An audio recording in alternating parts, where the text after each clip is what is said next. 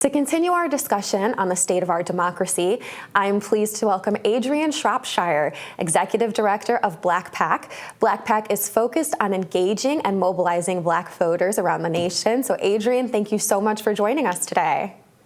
Thank you for having me. Absolutely. You know, I don't know if you know this, we've only mentioned it a few times, but it's Black History Month.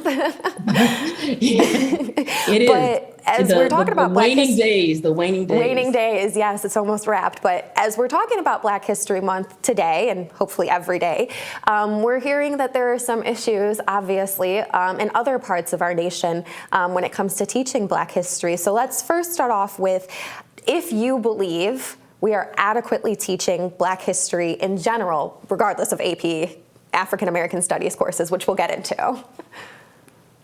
Well, I mean, I think that a little bit of what you just said, which is, I think that there's obviously a way in which we need to ensure that Black history is incorporated into, the teaching of history throughout the year. I think part of the problem is that when you reduce an entire people's history down to 1 month or 1 week, in cases of other constituencies in this country, you sort of diminish the impact. And so I think that Black History Month is important to highlight and to remind us of the contributions of Black Americans to our democracy and to the growth and development of our country. It's also important that it be incorporated throughout the year into, curriculums at every level. Part of the challenge that we're seeing right now, obviously, is the attempt to erase Black history, to not allow, right, the discussion of Black history in places across the country. And that obviously has some real serious implications, not just for how we understand our history as a country, but how we understand each other as individual people and individual citizens in this country. We saw this school year that the College Board was going to finally run an advanced placement African American Studies course. And at the time when it was announced, there was a lot of celebration, a lot of joy that came from that. And then January came around and we saw Florida Governor Ron DeSantis announce that he and his administration would not be allowing the program to run in schools. What was your reaction when you first heard that news, and now as the saga has continued to unfold to revisions now to that program? Right. Well, just an announcement just in time for Black History Month, right? Sort of insult to injury. I think that we focused a lot and we talked a lot about Florida, as we should. But I also think that it's important to remember when we first started having this conversation about removing, books from classrooms, when we first started talking about what the curriculum might look like in terms of teaching Black history as a nation, right? When we were focused on it, really was after the election in Virginia in 2021. And we know that the governor has made good on a lot of the promises that he made to his base in Virginia to revamp what kids are learning in class. I think whether that is, the removal of books that are important literature, or simply just the rhetoric, I think is really damaging. So I think it's important, certainly, that we talk about what's happening in Florida, but we also should keep our eye on what's happening in states across the country. I was obviously unsurprised, as many people were, when Governor DeSantis, rejected the AP curriculum. But this is, again, the problem that we face in this country. And I really appreciate the back and forth conversation between you and DeMario about what we can learn from history. And I was really just kind of happened upon this archival article in the New York Times the other day from, I think, 1859. And it was essentially an article that was addressing a New York Times piece that was addressing the abolitionist movement, obviously the abolition of slavery. And essentially the article was saying that we should just not talk about slavery. If we don't talk about it, it will eventually go away because the bad doers, the slaveholders will eventually, sort of crumble to their own, in their own moral decay. Well, that's obviously not how you end a serious problems in this country is by simply not talking about them. And I feel like we're back at that place again, as DeMario suggested in that when you were talking about January 6th, where you have an entire segment of our population and political leadership who are saying, let's just not talk about racism. Let's just not talk about bigotry. If we don't talk about it, if we talk about it, we give it life. And if we don't talk about it, then it will go away. That's not how it works. And I think that we know that we fundamentally have to understand our history. We have to address our history in order to not make the same mistakes, which we seem to be content to do over and over again.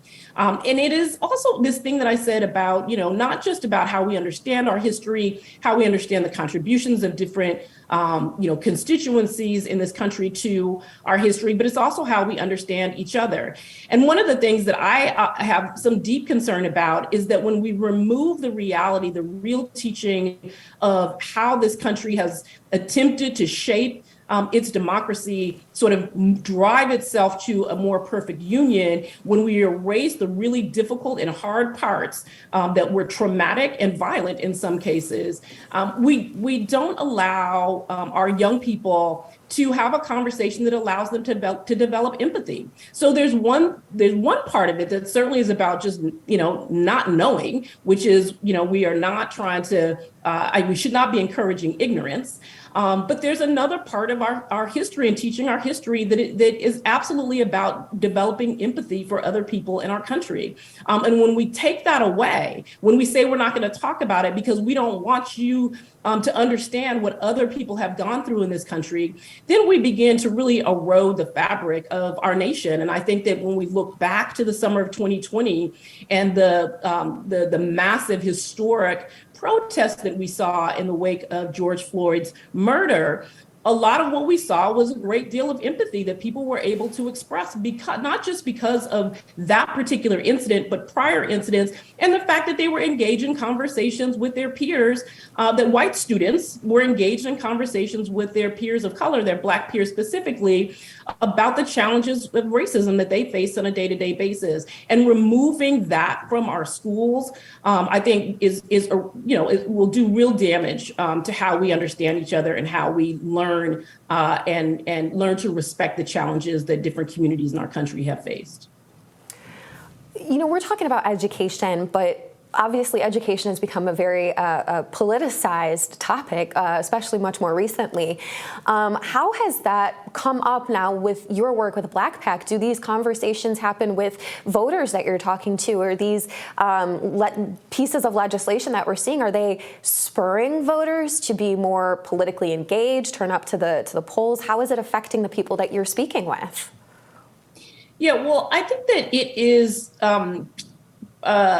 shocking but not surprising that when we see these conversations in the press and in the media about removing books or banning books and adjusting curriculum when it comes to teaching Black history, oftentimes we don't see Black parents being spoken to.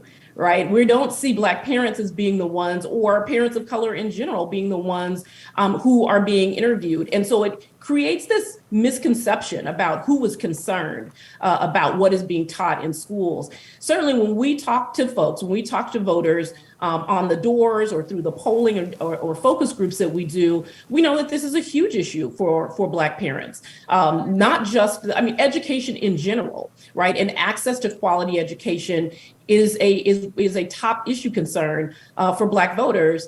But we also know that this attempt to erase Black history is deeply concerning. The folks know that what it was like when they grew up, right? Particularly when we're talking about older generations, or even for me, I remember what it was like sitting in classrooms where when Black history was taught during the month of February, it was a very distorted history. And we've come a long way since then, thanks to a lot of, important academics, intellectuals, and teachers themselves in inserting Black history in a much more holistic way.